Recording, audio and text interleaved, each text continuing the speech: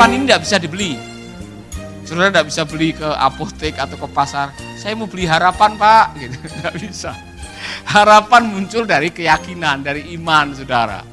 Nah itulah sebabnya Tuhan mengizinkan mujizat itu terjadi. Supaya melalui mujizat imanmu bertumbuh. Karena waktu imanmu bertumbuh harapanmu makin kuat. Amin. Saudara, siapa yang tiap malam sebelum tidur saudara sudah membayangkan besok saya akan begini, besok saya akan begini, besok saya akan begini. Sudah mulai bikin rencana kan? Kok tahu kalau besok masih hidup? Karena kita punya harapan. Harapan itu yang membuat saudara bergairah dan berani bermimpi sesuatu yang besar untuk Tuhan. Jagalah pengharapan, karena putus harapan itu membahayakan.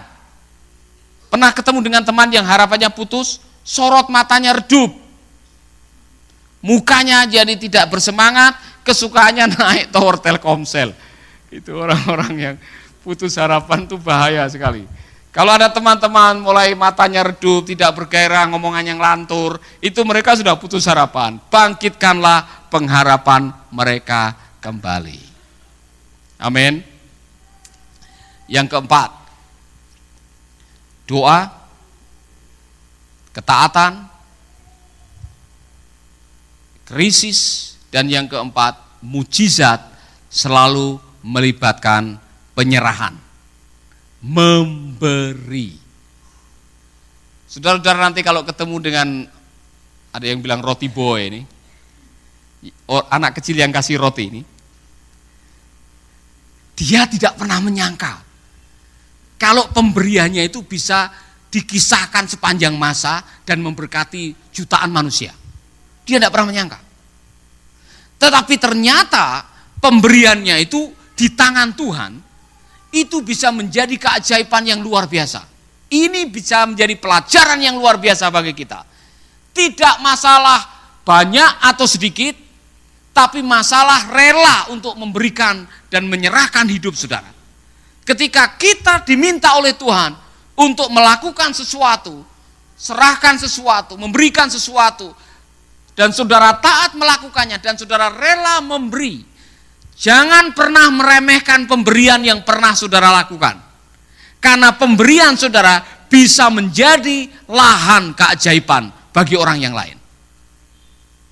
Amin. Terus terang aja, hari ini saudara dan saya bisa di tempat ini, masih bisa beribadah karena ada orang-orang yang telah dipakai oleh Tuhan untuk memberi sesuatu. Amin. Pemberian saudara untuk gedung sebelah, saudara tidak pernah menyangka bahwa tempat duduk yang nantinya akan diduduki oleh jiwa-jiwa baru, orang-orang yang baru bertobat, orang-orang yang dipulihkan, itu dari pemberian saudara itu bisa dipakai oleh Tuhan untuk melakukan hal-hal yang di luar kemampuan kita untuk membayangkan. Yang perlu kita lakukan ialah belajarlah untuk menyerahkan ketika Tuhan menuntut kita untuk menyerahkan sesuatu dalam hidup ini.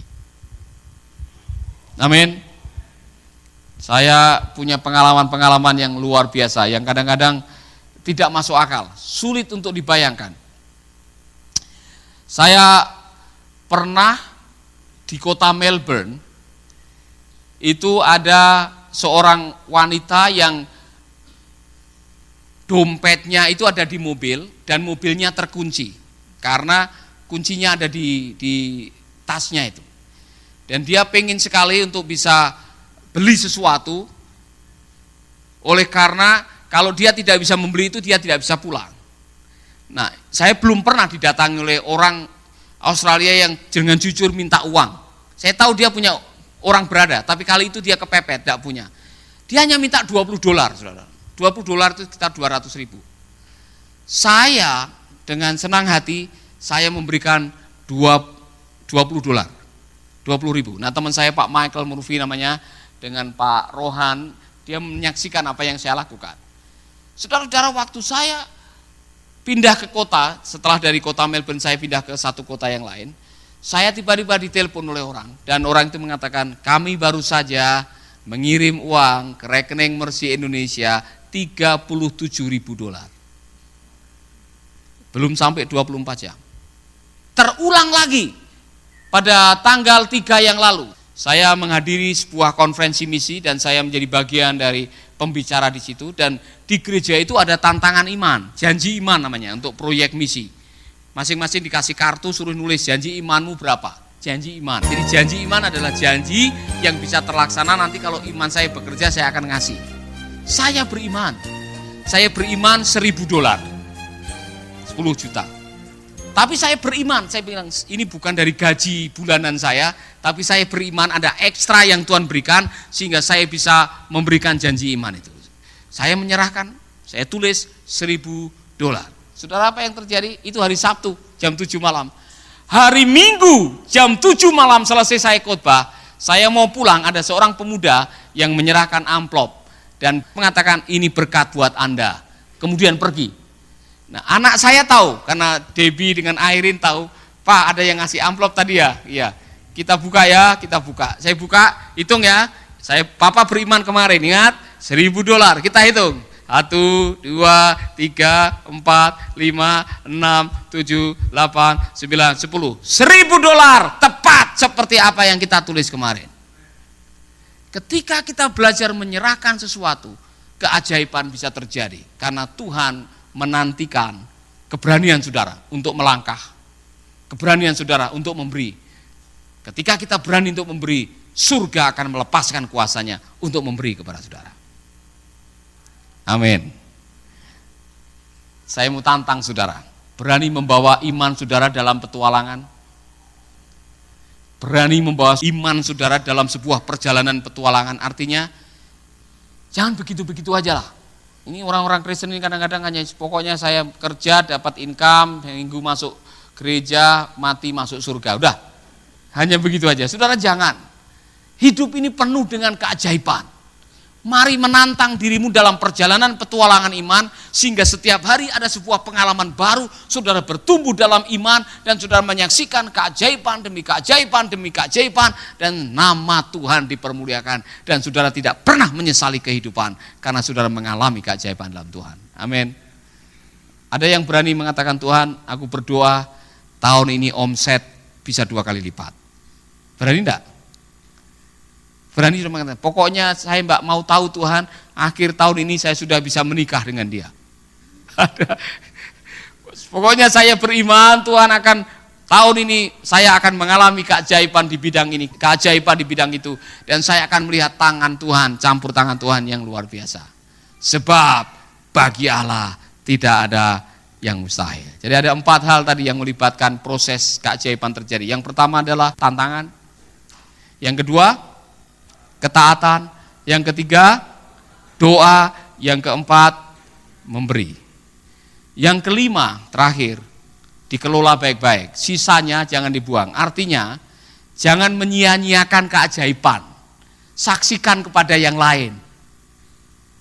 Amin. Sebetulnya itu hanya roti aja, kumpulkan, jangan dibuang-buang. Yang saya yakin saya menangkap di sini, semua yang terjadi itu tidak pernah lepas dari pelajaran rohani yang Tuhan akan berikan dalam hidup kita. Jangan didiamkan, jangan dibuang. Gunakan itu untuk memberkati orang lain. Kalau saudara menerima keajaiban dari Tuhan besok, jangan lupa saksikan kepada yang lain. Karena dengan mendengar kesaksian, dengan mendengar cerita keajaiban itu, ada orang yang siapa tahu mereka akan percaya kepada Tuhan. Amin, saudara-saudara. Saya selalu mengambil kesempatan di tempat di mana saya duduk di pesawat untuk bisa menceritakan keajaiban yang Tuhan lakukan dalam kehidupan saya. Pada waktu saya ke Malang kapan hari, di samping saya adalah dosen senior Unibro dari Malang. Dia adalah seorang haji, seorang yang sangat terkenal, sangat fanatik. Dia baru selesai berobat oleh karena dia kena stroke ringan. Dan saya bersaksi, sepanjang hampir 45 menit saya bersaksi bagaimana Tuhan menyembuhkan saya. Dan saya tidak membiarkan kesempatan itu lolos. Sebelum pesawat landing, saya bilang, Pak, boleh enggak saya berdoa buat Bapak dengan cara saya? Silakan Pak Pendeta. Saya berdoa, saya tumpang tangan. Saya tidak tahu sembuh atau tidak sembuh, yang jelas saya taat dan saya mengizinkan Yesus didengar oleh orang itu. Ketika saudara mengalami keajaiban, jangan pelit berbagi keajaiban dengan orang lain. Siapa tahu keajaiban saudara bisa dipakai oleh Tuhan untuk menyelamatkan jiwa mereka. Amin, saudara-saudara. Ingin keajaiban? Tiap hari selalu baru, selalu ada kesempatan, selalu ada keajaiban. Mari kita percaya kepada keajaiban. Mari kita berdoa. Tuhan, kami percaya keajaiban, kami percaya mujizat, kami percaya kuasa-Mu, kami percaya urapan-Mu, kami percaya kasih karunia-Mu. Tuhan, kami percaya, pada waktu kami meyakini setiap kebenaran firman-Mu, kami taat, kami berdoa, kami berserah, dan kami mau melakukannya dengan sungguh-sungguh bagian kami. Tuhan akan melakukan sisanya. Sampai kapan kami harus melakukannya? Kami akan taat melakukannya sampai Tuhan menyatakan keajaiban itu. Terima kasih, Pak. Sahabat, Anda baru saja mendengarkan program Making Life Better. Hubungi kami di 0811 3901 144 atau 0811 3901 140. Mari dukung pelayanan Making Life Better melalui rekening BCA 66 900 30525. Sekali lagi, 66 900 30525 atas nama Paulus Wiratno. Terima kasih, Tuhan Yesus memberkati.